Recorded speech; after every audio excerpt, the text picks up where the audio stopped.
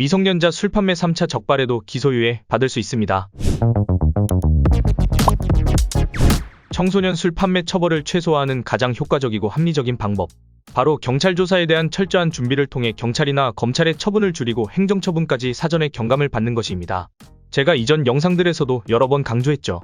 그런데 저희 이 끊임없는 당부에도 불구하고 이러한 노력이 실제로 가치 있는 노력인지 헛수고를 하는 것은 아닌지 의심의 눈초리를 거두지 못하는 분들이 많습니다. 그래서 오늘은 청주지방검찰청의 불기소 결정서를 통해 어떤 점들이 기소유예 처분의 결정에 영향을 주었는지 살펴보도록 하겠습니다. 이번 사건은 청주의 일반 음식점에서 일하는 한 직원분 이야기인데요.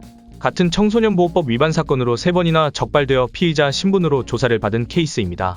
7년간 영업정지 경감 업무만을 전문적으로 수행해온 저로서도 이 같은 사례는 처음일 정도였습니다. 처음 이 식당 사장님과 상담을 한 것은 2022년 12월이었습니다. 사장님은 직원의 부주의로 미성년자가 포함된 일행에 대한 신분증을 확인하지 못하고 주류가 판매돼 적발되었다고 연락을 주셨는데요. 술을 직접 판매한 행위자에 대한 처벌이 최소화되어야만 영업정지 처분도 줄어들 수 있다는 걸 잘 알고 있었던 이 사장님께서는 적절한 조치를 취한 것이었습니다. 그런데 문제는 해당 직원분이 동종의 사건으로 이미 2016년에 적발되었고 50만원의 벌금형을 선고받았던 전력이 있었던 것입니다. 정말 쉽지 않은 케이스죠. 당시 저는 선처를 호소할 수 있는 여러 자료를 사장님과 함께 준비했습니다. 사건 정황상 착오가 발생할 수밖에 없었던 이유부터 피의자의 반성의 정도, 재발 방지를 위한 계획과 현재의 노력, 개인의 경제적, 심리적, 사회적 어려움 등의 사정들까지 객관적이고 종합적인 내용들을 통해 선처를 호소했습니다. 동종의 전력이 아니라 하더라도 이미 처벌을 받은 기록이 있다면 유리할 것이 없는 것이 형사처벌입니다. 그런데 동일한 사건으로 벌금형이 확정된 바 있는 피의자에게 선처를 해줄 수 있을 것인지 걱정이 앞섰지만 할 수 있는 모든 노력을 해봐야 후회가 남지 않습니다. 결과는 다행히 청주지방검찰청의 기소유예 처분으로 확정되었습니다. 의뢰인의 적극적인 입증자료의 수집과 도움으로 무사히 양형자료를 준비할 수 있었는데요. 여기까지 걸린 시간은 약 4개월 정도였습니다.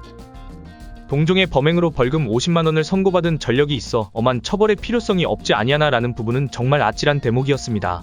하지만 여러모로 철저히 준비한 자료들이 빛을 발해 기소유예 처분이 확정되었고 1개월의 영업정지 또는 이에 가름한 과징금 납부를 선택하기로 해 사건이 마무리되었습니다. 그런데 여기서 끝이 아니었습니다. 4월 초 1차 사건에 대한 기소유예 처분이 확정되었는데 2개월도 채 안 된 5월 31일 남의 손님들이 방문했고 이번엔 직원분이 신분증 제시를 요구했습니다.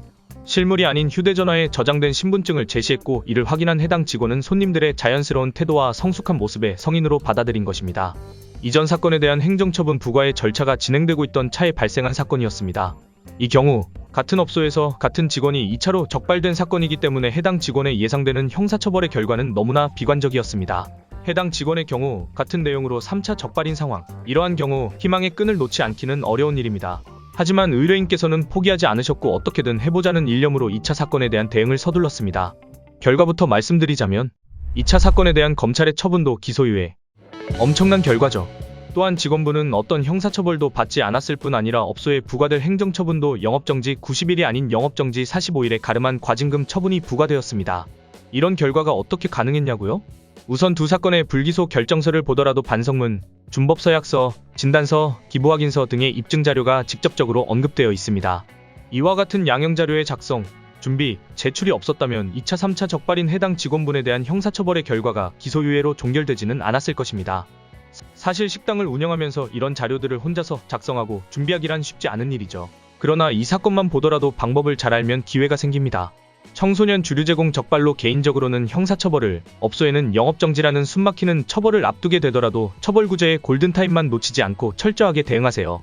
이번 청주 음식점 사건과 같이 재차 3차로 적발된 피의자도 불기소 처분을 받아 처벌을 최소화할 수 있다는 점을 확인하시고 어떤 상황에서도 포기하지 마시기 바랍니다. 미성년자 주류 판매 처벌 구제와 관련한 용어와 전반적 절차에 대해 잘 이해가 되지 않으신다면 영업정지는 유련 채널을 구독하셔서 정보 공유하시고 문의사항이 있으시다면 언제든 댓글로 남겨주시기 바랍니다.